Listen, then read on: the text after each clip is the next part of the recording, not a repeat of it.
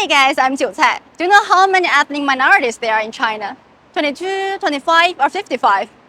Last week I visited Jilin province and chatted with some foreign friends about China's ethnic minorities and folk culture. If that catches your interest, just watch out. Folk culture show is also included.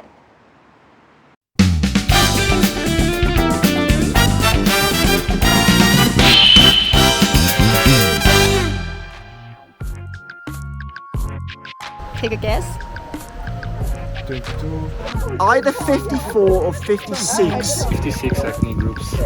More than maybe 30. 55? I think 26. No, I'm not sure how many there are. 55. 55? Mongolian, Han Chinese, Hui Chinese, the Xinjiang province, Uygur Chinese. I know quite a lot because I've been living in Yunnan, and Yunnan has I think 23 or 26 minorities. So one of my favorites is the Dulong music, and I really like the way they love the nature. Another minority that I really like is the Daizu, because I think they really like to sing and to dance. So they give me the vibe that they're very happy people, very friendly people. Can you show me some dance? No, I don't. The Xinjiang, the Uyghur Muslim, and also about the Hui Muslim. I know quite a bit. We've seen some Hui Muslims, some Miao. I've been to the Miao culture, and I see how they set up workshops so they can keep their traditional crafts, so the next generation can learn these crafts, and it's government funded. And I think that's pretty good. I don't know much about the ethnic groups, but I know the minority group, they have their individual culture and traditions, which are pretty unique. I think the show which we saw in Changzhou, it had like with the handkerchief spinning and with the wood objects, like a musical instrument. It made me fasong isha. I really like the Korean. Or Chaoxian. Yeah, it's been really, really beautiful to see. Very like metropolitan city, urban landscape, and then you come here and it's just completely different. I must say that their hospitality is amazing. They are very nice to everyone. Believe me, I'm really impressed by those people. 因为最开始我以为二人转它的比较传统的形式就是两个人歌舞那样，然后唱词儿，但是现在它还有大型的一个多人参与的舞蹈环节，然后场面会更加宏大一些。手绢对试了一下，感觉咋样？头一次尝试，那个东西很重，然后不太好掌握那个重心。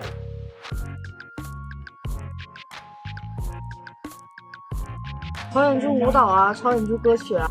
사랑했나봐 잊을 수 없나봐 자꾸 생각나 숨길 수가 없어 후회하나봐 네 기다리나봐.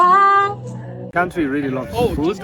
It's really part of the culture. And one thing that we really like to do in Italy is to spend a lot of time after we finish eating. We spend time on the table chatting with the other people.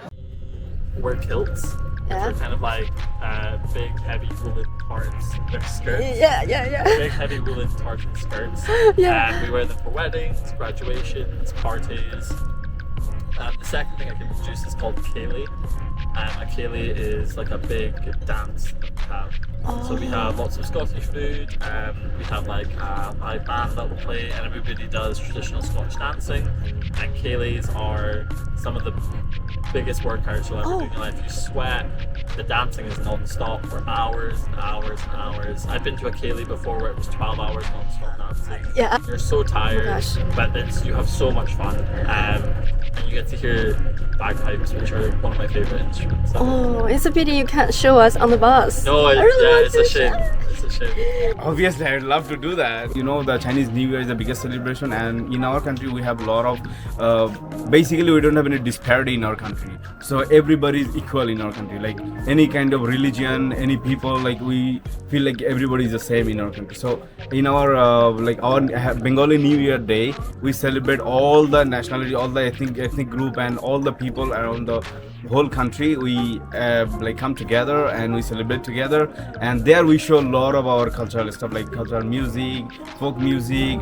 We have a lot of instruments from our country, and obviously the food is like quite different than China. Okay, so in India also, like India is a very wide diverse country, and we also have many minorities and many cultures.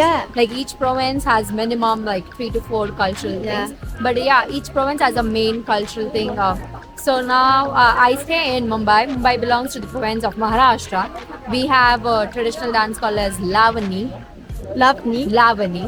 And it's from like girls wear like sari, but not sari. It's like a blouse and like joggers. What we have, it's Lavani. And another one is the province from which I belong to. I belong to Gujarat.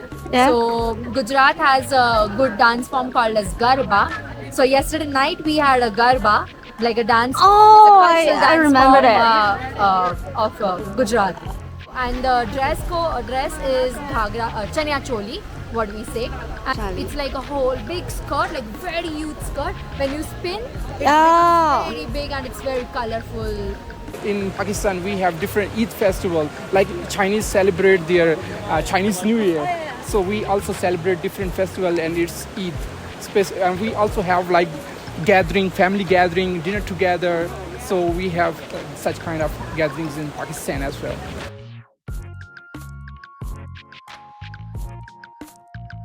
History is very important. We really admire Chinese history, Chinese culture, heritage, and I respect because the Chinese government is making a lot of policies to protect their culture. They even involve foreigners so that we can come. They show us these places, they introduce their culture so that we can get some information and we introduce the world. So they are giving some kind of positive message. They are like bringing a cultural diversity over here. We need to learn from each other. We respect culture, religion, everything of we respect every country.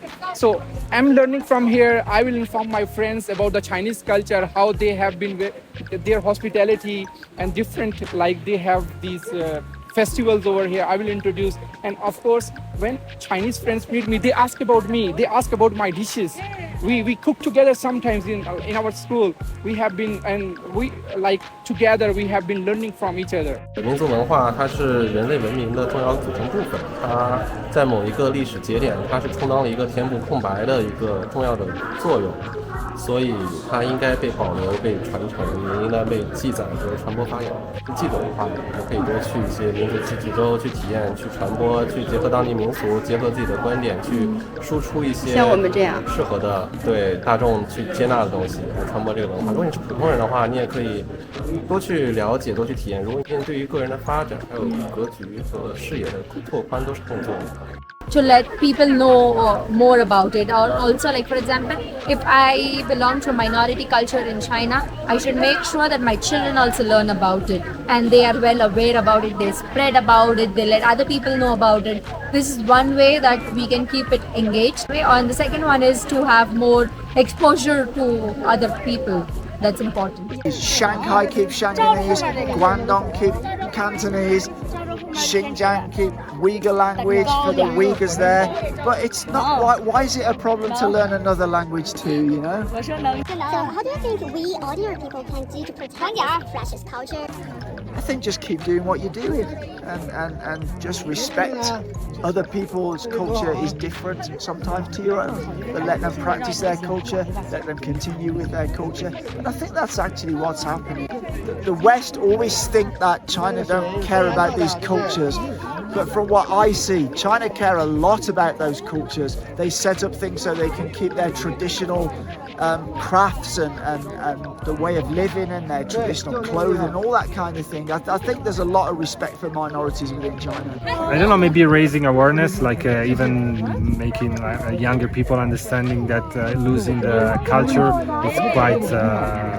is quite sad. So I think like telling younger generation that they should be even more proud of their.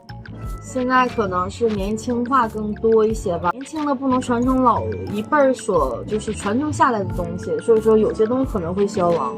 东西说实话真不知道应该怎么做。年轻人跟老一辈儿在一起时间多一些，可能会改变这个现象。辣白菜啊、萝卜条啊之类的，我们基本上朝鲜族女孩都会的。6、7岁、7、8岁，基本上懂事了以后，家里都做辣白菜嘛。叫他去学这些东西。那肯定的呀，老一辈东西咱不能忘了。